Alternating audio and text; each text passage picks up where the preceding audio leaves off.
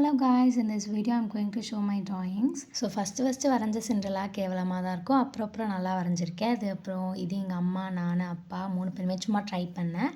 And இந்த drawing வந்து நான் என்னோடய சேனல் ஸ்டார்ட் பண்ணி 289 சப்ஸ்கிரைபர்ஸ் இருக்கும்போது தான் வரைஞ்சேன்.